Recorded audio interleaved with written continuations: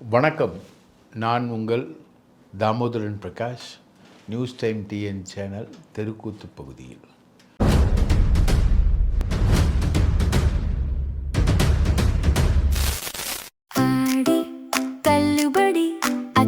பேரும் அல்லம்படி 6 முதல் 60% வரை ஆடி தள்ளுபடியுடன் சூப்பர் சரவணா ஸ்டோர்ஸ், சென்னை, மதுரை, கோவை. விஜய்க்கு எந்த விஷயத்தையும் ப்ரோ ஆக்டிவாக பண்ணோம் அப்படின்றது ஒன்றும் இல்லை. இப்போது சத்துணவில் சிக்கன் பிரியாணி போட போகிறேன் அப்படின்னு ஒரு காமெடி விஷயத்த பண்ணிகிட்ருக்காரு. அந்த பசங்களுக்கு நல்லபடியாக சாப்பாடு போடுறதுன்றது ஒரு விஷயம்னு வச்சுக்கோங்க. அதில் சிக்கன் ஆட் பண்ணுறதுன்றது ஒரு விஷயம். சிக்கன் பிரியாணி போட போகிறேன் அப்படின்றது ஒரு காமெடியான ஒரு விஷயம். இதை தவிர இந்த மாதிரி சின்ன சின்ன விஷயங்களை தவிர ப்ரோ ஆக்டிவாக இந்த கவர்மெண்ட் தன்னுடைய கொள்கை அறிவிப்பில் எதையுமே செய்ய தயாராக இல்லை. அதிகாரிகள் ஓரளவுக்கு தான் இதில் ஃபீட் பண்ணுவாங்க. இப்போது ஒரு பெரிய தேசிய பேரிடர் மாதிரி ஒரு சுச்சுவேஷன் வந்துச்சுன்னா அதிகாரிகள்லாம் கை கழுவிட்டு போயிடுவாங்க. இந்த கவர்மெண்ட் தன்னந்தனியாக மாட்டிக்கும். அந்த மாதிரி ஒரு சுச்சுவேஷனை தான் இப்போ இவர் பண்ணிக்கிட்டு இருக்காரு. ஆனால் இவர் ப்ரோ ஆக்டிவாக இருக்கக்கூடிய ஒரு விஷயம் ஒன்று இருக்குது. அது என்னடான்னா, இவருக்கு எதிராக எதுவும் வந்துடக்கூடாது, பாஜகவுக்கு எதிராக எதுவும் தமிழ்நாட்டில் நடந்துடக்கூடாது. உதாரணத்துக்கு திராவிடர் கழகம் ஒரு பைக் பேரணி மாதிரி போயிட்டு நீட்டையும் உயர் வகுப்பை சார்ந்தவங்களுக்கு இடஒதுக்கீடு கொடுக்கறதையும் எதிர்த்து ஒரு பிரச்சாரம் பண்ணணும் அப்படின்னு பிளான் பண்ணுறாங்க. அதுக்கு தடை விதித்ததோடு இல்லாமல் எந்த பெரியார் திடலில் பெரியார் என் கொள்கை தலைவர்னு போயிட்டு விழுந்து கும்பிட்டாரோ அந்த பெரியார் திடல் முழுக்க போலீஸை நிறுத்தி வச்சுருக்காரு விஜய். எதுக்கு பெரியார் திடலில் போலீஸு கேட்டால் காமெடிங்க. இதில் பெரிய காமெடி. பேன் பண்ணுறாங்கன்னா அவங்க நீட்டுக்கு எதிராக பிரச்சாரம் பண்ணக்கூடாது. யாருமே நீட்டுக்கு எதிராக பிரச்சாரம் பண்ணக்கூடாது. யாரும் முன்னேறிய வகுப்பினருக்கு இடஒதுக்கீடு 10% கொடுக்கறத எதிர்த்து பிரச்சாரம் பண்ணக்கூடாது. இது ரெண்டுமே யாரோட சப்ஜெக்டு? கம்ப்ளீட்டாக பிஜேபியோட சப்ஜெக்டு. அந்த மாதிரி இவர் பல விஷயங்களை அவர் பண்ணிக்கிட்டு இருக்கார். இப்போது உதாரணத்துக்கு பார்த்திங்கன்னா ஒரு 20 ஐபிஎஸ் அதிகாரிகள் பெரிய அளவுக்கு அவமானப்படுத்தப்பட்டிருக்கிறதா ஒரு ஸ்டோரி ஒன்று வந்திருக்கு. அதாவது ஒவ்வொரு வருஷமும் ஜனாதிபதி விருது, உள்துறை விருது, முதல்வர் விருதுன்னு காவல்துறை அதிகாரிகளுக்கு கொடுப்பாங்க. அதில் எஸ்பிஸ் இருப்பாங்க, டிஐஜிஸ் இருப்பாங்க, கான்ஸ்டபிள்ஸ் இருப்பாங்க. எல்லாம் இவங்களுக்கு எல்லாருக்கும் முதல்வர் விருது கொடுப்பார். அது கலைஞர் ஆட்சியில் கலைஞர் கொடுத்துருக்காரு, ஜெயலலிதா ஆட்சியில் ஜெயலலிதா கொடுத்துருக்காங்க, ஸ்டாலின் ஆட்சியில் ஸ்டாலின் கொடுத்துருக்காரு, எம்ஜிஆர் ஆட்சியில் எம்ஜிஆர் கொடுத்துருக்காரு. அதாவது காவல்துறையை மதிக்கிறதுக்கான ஒரு விஷயம். நாளைக்கு இந்த ஃபங்க்ஷன் ராஜரத்னம் ஸ்டேடியத்தில் நடக்குது. ராஜரத்னம் ஸ்டேடியத்தில் ஒரு குறிப்பிட்ட ஒரு சிலருக்கு மட்டும் தான், அதில் ஒரு 5 பேர் இல்லை ஒரு 6 பேர், மொத்த விருது பெறுறவங்க ஒரு 100-150 பேர் இருப்பாங்க. அதில் 20 எஸ்பிக்கள் வராங்க, 5 டிஐஜிக்கள் வராங்க. இதில் இவங்களுக்கு தேவைப்பட்ட ஆட்களை மட்டும் செலக்ட் பண்ணி விருது கொடுக்குறாரு நம்ம விஜய். எல்லாருக்கும் விருது கொடுக்கறதுக்கு முதல்வர் தயாராக இல்லை.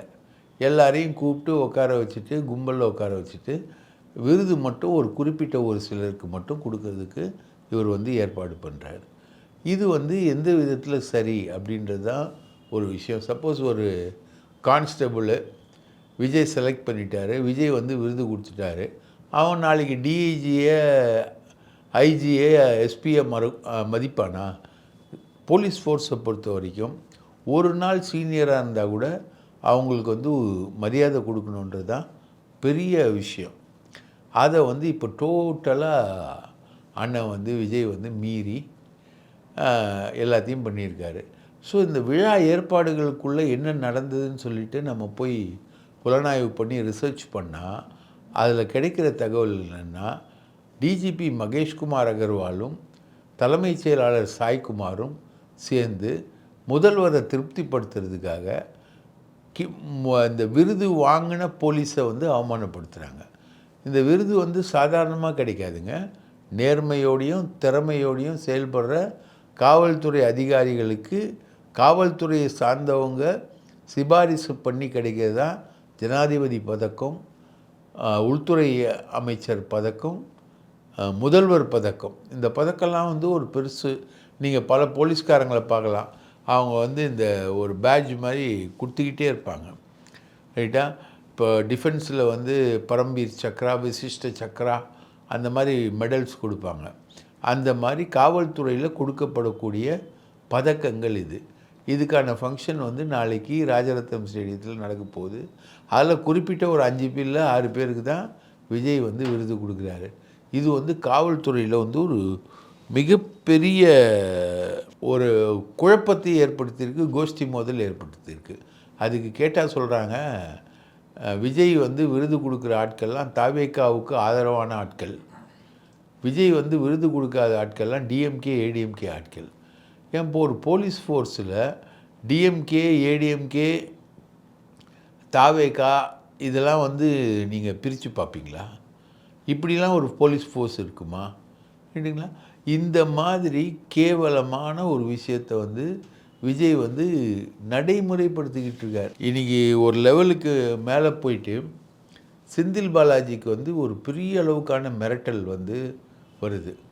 செந்தில் பாலாஜி கேஸே டோட்டலாக நீங்கள் பார்த்தீங்கன்னா, அமலாக்கத்துறை என்ன கேஸ் போட்டுச்சோ அந்த அமலாக்கத்துறை போட்ட கேஸ் வந்து சுப்ரீம் கோர்ட்டில் ஸ்டேயில் இருக்குது.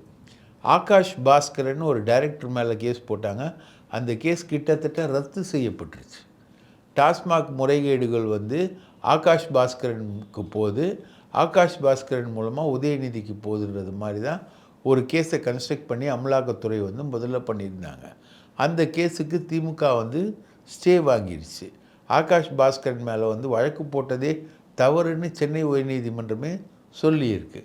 அந்த மாதிரி ஒரு அமலாக்கத்துறை போட்ட கேஸில், அமலாக்கத்துறை போட்ட கேஸோட நெக்ஸஸ் பார்த்திங்கன்னா, லாரி டிரான்ஸ்போர்ட்டில் ஊழல், பாட்லிங்கில் ஊழல், பார் அலோகேஷனில் வந்து ஊழல். இதுதான் ஊழல். இது எவ்வளவு ஊழல், எத்தனை கோடி ஊழல் அப்படின்ற டோட்டல் கண்டெக்ஸ்ட் இல்லாமல் ஆகாஷ் பாஸ்கரன் விஷயத்தில் வந்து ஹைகோர்ட் வந்து அதை நல்லிஃபை பண்ணி அது இல்லைன்ற மாதிரி கிட்டத்தட்ட சொன்னதுனால ஆகாஷ் பாஸ்கரனை தூக்கிட்டு ரத்தீஷ்னு உதயநிதிக்கு நெருக்கமான நண்பரை போட்டிருக்காங்க. இந்த ரத்தீஷை வந்து இந்த வழக்குக்குள்ளே சேர்த்ததே வந்து நம்ம ஆதவ் அர்ஜுனாவுடைய ரெக்கமெண்டேஷன் தான். ஏன்னா ஆதவ் அர்ஜுனா வந்து ரத்தீஷோடலாம் ரொம்ப நெருக்கமாக பழகினவர். அவர் வந்து ரத்தீஷை மாட்டி விடணுன்றதை அவர் டிசைட் பண்ணி ரத்தீஷை வந்து இதுக்குள்ளே கொண்டு வந்து சேர்க்குறாங்க. இதே ரத்தீஷை வந்து கேஎன் நேரு கேஸ்லேயும் வந்து சேர்த்துருக்காங்க, கேஎன் நேருவுக்கு எதிரான கேஸ்லேயும் சேர்த்துருக்காங்க. ஸோ அப்போது இது வந்து ஒரு வெல் பிளான்டு ஸ்ட்ராட்டஜி. அதுக்கு செந்தில் பாலாஜி மேலே குதிரை பேர ஊழல் வழக்கு வந்து சுமத்தி அந்த வழக்கு வந்து நல்லிஃபை ஆனவுடனே இந்த வழக்கை வந்து அவர் மேலே சுமத்துறாங்க. அதுக்கு இவங்களுக்கு டைம் கேப் கிடைக்கல. டைம் கேப் கிடைக்கலவுடனே ஏற்கனவே அமலாக்கத்துறை வந்து விசாரித்த வழக்கை வந்து மறுபடியும் செந்தில் பாலாஜி மேலே அமலாக்கத்துறை செந்தில் பாலாஜிக்கு எதிராக தொடுக்கப்பட்ட வழக்கில் ஃபைல் பண்ண கவுண்டர் இருக்குது இல்லையா சுப்ரீம் கோர்ட்டில், செந்தில் பாலாஜி இப்படிலாம் தப்பு பண்ணியிருக்காரு, இவ்வளோ ஊழல் பண்ணியிருக்காரு அப்படின்னு அவங்க ஃபைல் பண்ண கவுண்டர் இருக்கு இல்லையா, அந்த கவுண்டரை அப்படியே காப்பி எடுத்து அடித்தான் காப்பின்னு சொல்லுவோம்ல தமிழில். முன்னாடி எழுதுகிறவன் வந்து அடிச்சிருந்தானா பின்னாடி எழுதுகிறவனும் அதே மாதிரி அவன் பேப்பரில் அடிப்பான். அந்த மாதிரி அடித்தான் காப்பி அடித்து செந்தில் பாலாஜி மேலே கேஸ் போட்டாங்க. கேஸ் போட்டோடனே செந்தில் பாலாஜி என்ன சொல்லிக்கிட்டு இருந்தார்னா, அவர் வந்து ஏற்கனவே இந்த குதிரை பேர வழக்கில் ரமேஷ் என்றவன் மேலே இருக்கக்கூடிய கேஸை வந்து ஹைகோர்ட் வந்து ஸ்டே பண்ணிடுச்சு, ரைட்டுங்களா? அந்த மாதிரி ஒரு ஸ்டே வரும்பொழுது இந்த டோட்டல் விசாரணையே அந்த குதிரை பேர ஊழல் வழக்கு 30லேருந்து 50 கோடி வரைக்கும் கொடுத்து தாவேகா எம்எல்ஏ வந்து வலித்து சபாநாயகருக்கு எதிராக தீர்மானம் கொண்டு வந்து அந்த தீர்மானத்தை ஆதரிக்கிற மாதிரி ஒரு ஸ்டேஜை உருவாக்குற அந்த வழக்கோட சார்ஜ் ஷீட்டில் எதுவுமே உண்மை இல்லை. எதுவுமே இந்த வழக்கில் உண்மை இல்லை, எல்லாமே பொய். ஆகவே வந்து இந்த வழக்கை வந்து சிபிஐ விசாரணைக்கு உட்படுத்தணும்னு ரமேஷ் வந்து ஹைகோர்ட்டில் கேஸ் போடுறாரு. அதை வந்து ஹைகோர்ட் ஏற்றுக்கிட்டு ரமேஷ் மேலே குதிரை பேர வழக்கு, ஊழல் வழக்கில் அவர் தொடர்பான விஷயங்களை விசாரிக்கக்கூடாது அப்படின்னு உத்தரவிட்டிருக்கு. அவர் கொடுத்த சில சாட்சியங்கள் அடிப்படையில் தான் செந்தில் பாலாஜி மேலேயே வழக்கு போட்டாங்க. இப்போ ரமேஷோட வழக்கு அடிபடும்போது செந்தில் பாலாஜி மீதான வழக்கும் அடிபடுது. அந்த மாதிரி ஒரு அடிபடுற ஸ்டேஜ் வரும்பொழுது செந்தில் பாலாஜி மேலே இன்னொரு வழக்கு போடணுன்னு அமலாக்கத்துறை கொடுத்த கவுண்டரில் ரத்தீஷ் பேரையும் சேர்த்து, அந்த கரூர் கேங்கில் இருக்கக்கூடிய ஆட்களையும் சேர்த்து, செந்தில் பாலாஜியோட பிஏவியும் சேர்த்து, 2 ஜென்ரல் மேனேஜர்கள், முன்னாள் ஜென்ரல் மேனேஜர்கள் 2 பேரையும் சேர்த்து செந்தில் பாலாஜி மேலே வழக்கு தொடுத்துட்டாங்க. இந்த வழக்கு தொடுத்த உடனே இவர் வழக்கமாக வந்து ரெய்டு பண்ணுவாங்க. ரெய்டு பண்ணான்னா கைது பண்ண மாட்டாங்க. ஏற்கனவே வந்து ஒரு 4 மணி நேரம் அவர் வீட்டில் அவர் ஒரு தனியார் ஹோட்டலில் தங்கியிருக்கிற அந்த ஹோட்டல் அறையே சோதனைக்குள்ளாகிறாங்க. செந்தில் பாலாஜியை முழுசாக விசாரிக்கிறாங்க. விசாரித்த உடனே செந்தில் பாலாஜி அந்த வழக்கில் கிட்டத்தட்ட விசாரிக்கப்பட்டும் விட்டார். வழக்கு போடப்பட்டது, ரெய்டு நடத்தப்பட்டது, விசாரிக்கப்பட்டும் விட்டார் செந்தில் பாலாஜி. அப்போது இதுக்கப்புறம் கைதுக்கான அவசியம் இல்லை. ஆனால் கைது விஷயத்தை வந்து கொண்டு போகிறாங்க. செந்தில் பாலாஜி எப்படியாவது கைது பண்ணணும். இந்த இடைத்தேர்தல்களில் செந்தில் பாலாஜி ஸ்பீடாக வேலை செய்வார். அதனால் செந்தில் பாலாஜி ஒரு 4 தொகுதிகளில் வேலை செஞ்சு தாவேக்காவை வந்து தோக்கடிச்சிடுவார்னு செந்தில் பாலாஜியை ஜெயிலுக்கு அனுப்பணும்னு பிளான் பண்ணுறாங்க. இதை எதிர்த்து இன்னும் அரெஸ்ட் பண்ணலை. ஆனால் செந்தில் பாலாஜி என்ன பண்ணுறாரு, பயந்து போய் அவர் ஹைகோர்ட்டில் ஒரு பெட்டிஷன் போடுறாரு. ஹைகோர்ட்டில் அவர் பெட்டிஷன் போடுறாரு. இளந்திரையன்கிட்ட விசாரணைக்கு அந்த பெட்டிஷன் வருது. இந்த மாதிரி என்னை கைது பண்ணக்கூடாதுன்னு அவர் போட்ட பெட்டிஷனை இளந்திரையன் என்ன பண்ணுறாரு, அவர் சமீப காலமாக ரொம்ப ஆக்ரோஷமாக திமுகவுக்கு எதிராக நிறைய தீர்ப்புகளை வந்து சொல்லிக்கிட்டு வர நீதிபதிக்கிட்ட இந்த வழக்கு போகுது. செந்தில் பாலாஜி போட்ட வழக்கு. இளந்திரையன் என்ன சொல்கிறாரு, இந்த வழக்கில் வந்து கட்டாயம் செந்தில் பாலாஜியை கைது பண்ணணும், அவர் கேட்குற முன்ஜாமீனை நான் ரத்து பண்ணுறேன், அவரை காவலில் எடுத்து விசாரிக்கணும்னு உத்தரவு போட்டார். இதுதான் வந்து வாலண்டியராக போய் மாட்டிக்கிறது. இப்படி த்ரெட்டனிங் ஓவராக வந்ததுனால கோர்ட்டுக்கு ஓடின செந்தில் பாலாஜியை கோர்ட்டு வந்து செம்ம அடி அடிச்சிடுச்சு. இப்போது அவர் வந்து சுப்ரீம் கோர்ட்டுக்கு போயிருக்கார். சுப்ரீம் கோர்ட்டில் ஒரு ஜட்ஜு அந்த அம்மா வந்து நான் செந்தில் பாலாஜியை கேஸை விசாரிக்க மாட்டேன் அப்படின்னு சொல்லிட்டாங்க. ஏன்னா மோகனான்ற அந்த நீதிபதி வந்து செந்தில் பாலாஜிக்கு வழக்கறிஞராக ஆஜராகிருக்காங்க. அவங்க விசாரிக்க மாட்டேன்னு சொல்லிட்டாங்க. ஆனால் அர்ஜென்ட்டு வழக்காக சுப்ரீம் கோர்ட் வந்து அதை எடுத்திருக்கு. நாளைக்கு தான் அதோட எஃபெக்டான தீர்ப்பு என்பது வரும் அப்படின்னு எதிர்பார்க்கப்படுது. ஸோ இப்படி ஒருத்தரை வந்து டார்கெட் பண்ணுறதுல, போலீஸை வச்சு டார்கெட் பண்ணுறதுல ரொம்ப வித்தியாசமாக இருக்குது தாவேகா அரசு அப்படின்னு சொல்கிறாங்க. இதில் இந்த டாஸ்மாக் வழக்கில் முக்கியமாக நீங்கள் பார்க்குறது என்னென்னா, இன்றைக்கி தலைமைச் செயலாளராக சாய்குமார் வந்து டாஸ்மாக் எம்டியாக இருந்திருக்கார் 2014. அப்போது வந்து நத்தம் விஸ்வநாதன் தான் டாஸ்மாக் அமைச்சர். பூந்து விளையாடிருக்கார் நத்தம் விஸ்வநாதனும் சாய்குமாரும் 2 பேரும் சேர்ந்து பூந்து விளையாடிருக்காங்க. இந்த கவர்மெண்ட் வந்து டாஸ்மாகில் நடந்த அனைத்து முறைகேடுகளையும் விசாரிப்பேன்னு சொன்ன இந்த கவர்மெண்ட் வந்து சாய்குமார் மேலேயும் விசாரிச்சிருக்கணும், நத்தம் விஸ்வநாதன் மேலேயும் விசாரிச்சிருக்கணும். செக் பீரியடை வந்து 2020 25 வரைக்கும் வச்ச விஜய் கவர்மெண்ட் வந்து 2020க்கு முன்னாடி என்ன நடந்ததுன்றதை பற்றி கவலையே படல, டோட்டலாக விசாரிக்கவே இல்லை. அவங்கள எல்லாரையும் இது பண்ணிட்டாங்க. கேட்டால் அது தூந்து போன சக்தி அப்படின்னு சொல்லி அதை பற்றி சொல்லிக்கிட்டு இருக்காங்க.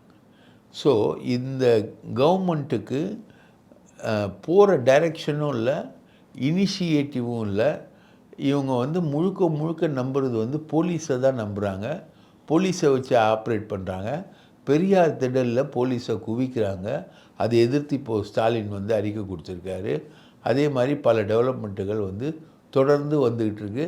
இப்போ செந்தில் பாலாஜியை வந்து போலீஸை காமிச்சு ஒரேடியாக மிரட்டினதுனால செந்தில் பாலாஜி முன்ஜாமீனுக்கு போக அது நிராகரிக்கப்பட்டு அவர் சுப்ரீம் கோர்ட்டுக்கு போகிறாரு. ஸோ இந்த விஜயை பொறுத்த வரைக்கும் போலீஸை வச்சு விளையாடுறது தான் ஒரு பெரிய விளையாட்டாக இருக்குது. அதோடு நிற்கிறதே இல்லை அவர். இப்போது பார்த்தீங்கன்னா சிபிஐயும் திமுகவும் வந்து ஒன்றா சேர்ந்து ஒரு பெரிய மேட்ரை வந்து பண்ணியிருக்காங்க. நல்லக்கண்ணு அவர்களுடைய சிலையை திறக்கிற விழாவை வந்து நடத்தி சிபிஐ வந்து திமுகவோட நாங்கள் இணக்கமாக தான் போகிறோம் அப்படின்றத உதயநிதியை வச்சு விழா நடத்தி அவங்க வந்து பண்ணியிருக்காங்க. அதே நேரத்தில் பாமக பொதுக்குழு நடத்தி அன்புமணியை வந்து தலைவராக தேர்ந்தெடுத்திருக்காங்க. பாமக வந்து தாவேகாவுடைய சிக்னலுக்கு வெயிட்டிங். பாமக என்ன சொல்லுதுன்னா, நீங்கள் விடுதலை சிறுத்தைகளை வெளியே அனுப்புங்க, நாங்கள் வந்து உள்ளே வந்துடுறோம், அவங்க 2 எம்எல்ஏக்கள் தான் அப்படின்னு.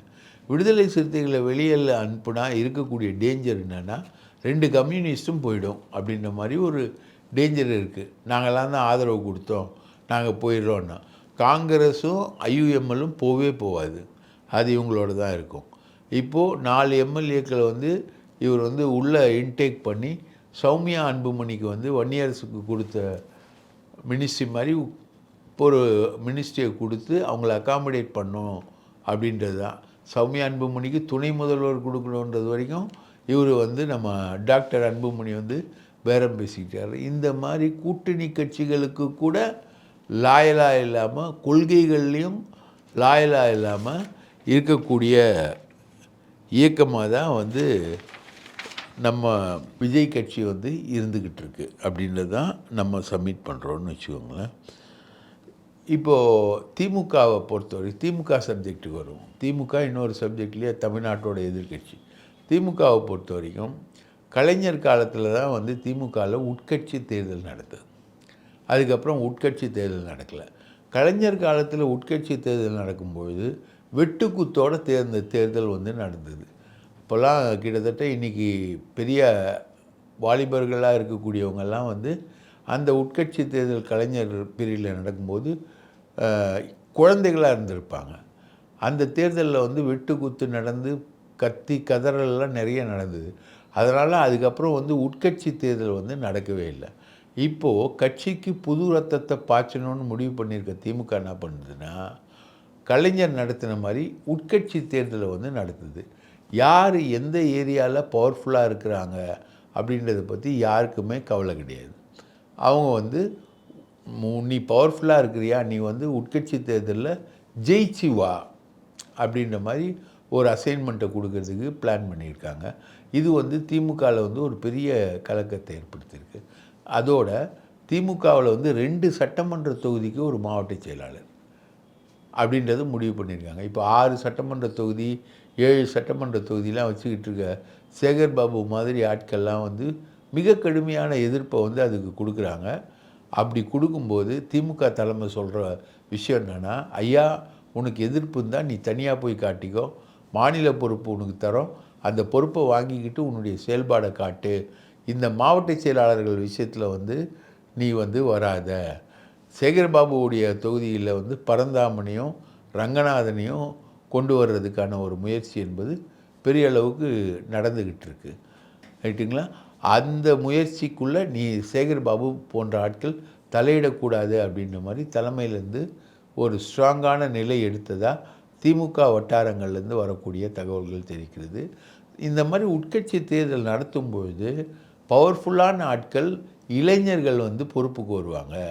2 தொகுதிக்கு ஒரு மாவட்ட செயலாளர்னு பிரிக்கும்போது இளைஞர்களுக்கு மாவட்ட செயலாளர் வாய்ப்பு என்பது வந்து கிடைக்கும் அப்படின்றது தான் ஒரு திமுகவுடைய மிகப்பெரிய எக்ஸ்பெக்டேஷனாக இருக்குது. ஆனால் திமுகவில் மாணவர் அணின்னு ஒன்று இல்லவே இல்லை. எஸ்எஃப்ஐ இருக்குது, இந்திய மாணவர் சங்கம் இருக்குது, ஏஎஸ்எஃப் சிபிஐயுடைய மாணவர் சங்கம் இருக்குது. அதெல்லாம் வந்து ஆக்டிவாக செயல்பட்டுக்கிட்டு இருக்குது, ரைட்டுங்களா? மிகப்பெரிய கட்சி வந்து திமுக, தமிழகத்தின் மிகப்பெரிய கட்சி. உண்மையிலேயே நம்பர் 1 பார்ட்டின்னு சொன்னால் தாவேகா கூட கிடையாது. தாவேகாவுக்கு பார்ட்டி ஸ்ட்ரக்சர் ஆர்கனைசேஷனே கிடையாது. உண்மையிலேயே நம்பர் 1 கட்சினா திமுக தான். அப்போ அந்த திமுகவுக்கு மாணவர் அணி ஆக்டிவாக இல்லாததும், மாணவர் அணி ஆக்டிவாக செயல்படாததும், நீட் போன்ற பிரச்சனைகளை வந்து திமுக வந்து முன்கை எடுக்காததும் ஒரு மிகப்பெரிய பின்னடைவாகவே பார்க்கப்படுது. இந்த ஜென்சி திமுகன்னு சொல்லிட்டு சமூக வலைதளங்களில் அரையும் குறையுமா பேசக்கூடிய ஆட்களை வந்து பெரிய அளவுக்கு இவங்க எடுத்து என்கரேஜ் பண்ணுற மாதிரி சில ஸ்ட்ராட்டஜிலாம் பண்ணிட்டு இது ஒரு நாடகம்தான். ஆனால் உண்மையான திமுகவுடைய மாணவர் அணி என்பது திமுக உடன்பிறப்புகளுடைய பசங்க தான் உண்மையான மாணவர் அணி. அந்த மாணவர் அணியை திரட்டி அதை ஆர்கனைசேஷன்லாம் கொண்டு போய் அதுக்கு நிர்வாகிகளை போட்டு எல்லாம் பண்ணணும். இப்போ ஐடிவிங்க வந்து பண்ணிக்கிட்டு இருக்காங்க. ஐடிவிங்க வந்து ஸ்ட்ரெங்தன் பண்ணுறாங்க. சோஷியல் மீடியாக்களை வந்து ஸ்ட்ரெங்தன் பண்ணுறேன்னு சொல்லிட்டு திமுக பிளான் பண்ணுது. ஆனால் அவங்க வந்து ஸ்ட்ரெங்தன் பண்ணாத ஒரே அமைப்பு எதுனா திமுகவுடைய மாணவர் அணி. இந்த மாணவர் அணி இல்லைன்னா என்ன நடக்கும் அப்படின்றதான் இந்த காக்ரோச் ஜனதா பார்ட்டி வந்து பண்ணி காமிச்சது. ஏபிவிபின்னு ஒரு பெரிய மாணவர் அமைப்பை வந்து பிஜேபி வச்சுருந்தது. அந்த மாணவர் அமைப்பு வந்து காலப்போக்கில் காணாமல் போயிடுச்சு. ஜவஹர்லால் நேரு யூனிவர்சிட்டிலலாம் வந்து சிபிஐ சிபிஎம் ஐசான்ற எம்எல் மாணவர் அமைப்போடெல்லாம் சேர்ந்து காம்பீட் பண்ணிகிட்டு இருக்கிறது ஏபிவிபி தான். அந்த ஏபிவிபிக்கு இன்றைக்கி ரோலே இல்லை. அது காணாமல் போக இவங்களால் இப்போ வந்து மாணவர்களை எப்படி சம்மப் பண்ணி கூட்டிகிட்டு வர்றது அப்படின்றது தெரியாத அளவுக்கு பிஜேபி வந்து மாட்டிக்கிட்டு கிடக்குது. அந்த நிலைமைக்கு திமுக வருவானா? திமுக வந்து உண்மையிலேயே ஸ்ட்ரெங்தன் ஆகணும்னா மாணவர் அணிக்கும் உட்கட்சி தேர்தல் நடக்கிறது மாதிரி மாணவர் அணிக்கும் தேர்தல் நடக்கணும். மாணவர் அணி சார்பில் பெரிய அளவுக்கு நிர்வாகிகள் தேர்ந்தெடுக்கப்படணும். ராஜீவ்காந்தின்னு ஒருத்தரை போட்டாங்க, அதுக்கப்புறம் வீரமணின்னு ஒருத்தரை போட்டாங்க. இவங்கெல்லாம் வந்து எங்கே இருக்காங்கன்னே தெரியல. ராஜீவ்காந்தி அந்த பொறுப்புலேருந்து நீக்கிட்டாங்க. இல்லைன்னா வீரமணி வந்து பேருக்கு பாலன் இல்லத்தில் நடந்த கூட்டத்துக்கெல்லாம் போயிட்டு வந்திருக்காங்க. ஆனால் திமுகன்ற கட்சியுடைய ஸ்ட்ரெங்த்துக்கு ஈக்குவலான மாணவர் அணி இல்லை. திமுக தொண்டர்களோட பசங்களாம் மாணவர்களாக தான் இருக்காங்க.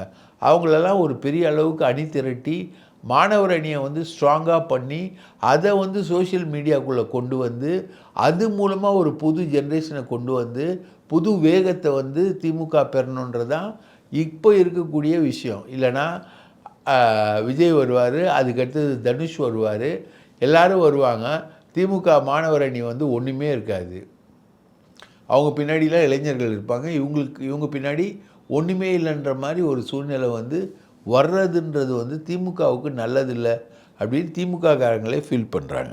அதிமுகவை பொறுத்த வரைக்கும் தங்கமணி, சிவி சண்முகம், வேலுமணி, வீரமணி எல்லாரையுமே வந்து கட்சியை விட்டு தூக்குற மூடில் அண்ணன் எடப்பாடி வந்துட்டார். எடப்பாடியை வந்து கட்சியை விட்டு தூக்கணும்னு பாஜக சொல்லுது அப்படின்னு சொல்லிட்டு தான் வந்து சிவி சண்முகம் இப்போ உட்காந்து பேட்டி கொடுத்துக்கிட்டு பேசிக்கிட்டு இருக்காரு. உண்மையான பிரச்சனை வந்து சிவி சண்முகத்துக்கும் எடப்பாடிக்கு இருக்கிறது. எடப்பாடி பிரச்சாரம் போகும்போது சிவி சண்முகம் பேசுகிற நிலைமையில தள்ளாடிக்கிட்டு இருந்தார். அவரை வந்து வேனில் ஏற்றுறதுக்கு எடப்பாடி வந்து சம்மதிக்கவே இல்லை. எடப்பாடி சம்மதிக்காதனால அவர் வேனில் ஏற முடியல அவரால். அந்த மோதல் வந்து இன்றைக்கி வரைக்கும் சிவி சண்முகத்துக்கும் எடப்பாடிக்கும் இடையான மோதலாக வெடிச்சுக்கிட்டு இருக்கு. இவங்களை எல்லாரையும் பேக்கப் பண்ணிவிட்டு கட்சியை வந்து ரீஜுனவேட் பண்ணோன்னு சொல்லிவிட்டு இவர் வந்து ட்ரை பண்ணிகிட்ருக்காரு. ஒரு பொண்ணை வந்து நிர்வாணப்படுத்தி ஃபோட்டோ எடுத்தார் ஒரு தாவேக நிர்வாகின்றது ஒரு மிகப்பெரிய பிரச்சனையாக வந்து பெரிய அளவுக்கு போய்கிட்டு இருக்கு. இதெல்லாம் எனக்கு கவலை இல்லை. நான் 10வது மாடியில் வந்து புது ரூம் எடுத்து நான் உக்காந்துப்பேன், அங்கேருந்து கடலை பார்ப்பேன் அப்படின்னு இவர் ஒரு தனியாக போகிறாரு. மாதத்துக்கு ஒரு ரீல்ஸ் போட்டால் போதும். இந்த மெட்ரோ ரயில் நிலைய சோதனை, மெட்ரோ ரயில் ஓட்டம் போன்றவற்றில் வந்து விஜய் வந்து பங்கெடுத்து அது ஒரு ரீலு. இப்படி மாதத்துக்கு ஒரு ரீல் போடணுன்றது தான் அவரோட இது. ஆனால் விஜய்க்கு இருக்கிற நிஜ பயம் எதுனா இடைத்தேர்தலில் திமுக ஜெயிச்சிரும் அப்படின்ற ஒரு பெரிய பயம் வந்து விஜய்க்கு ஆட்டுறதுனால நேரு, ஏவா வேலு, செந்தில் பாலாஜி உட்பட எல்லாரையுமே டார்கெட் பண்ணி அடிக்கிறாரு. அடிக்கிறதுக்கு போலீஸை யூஸ் பண்ணுறாரு. இறுதி கட்டமாக பெரியார் திடல்லையும் போலீஸை குவித்து வரலாறு படைச்சிருக்காரு எங்கள் அண்ணன் விஜய். இப்படி நாளும் ஒரு வேஷம், தினமும் ஒரு செய்தி, நாளுக்கு நாள் ஒரு ரீல் என முன்னேறி கொண்டிருக்கிறார் விஜய் என்பதை தவிர பெரிதாகன விஷயங்கள் எதையும் செய்ய தயாராக இல்லை என்பதை தாழ்மையுடன் உங்கள் கவனத்துக்கு கொண்டு வருகிறோம். நன்றி, வணக்கம்.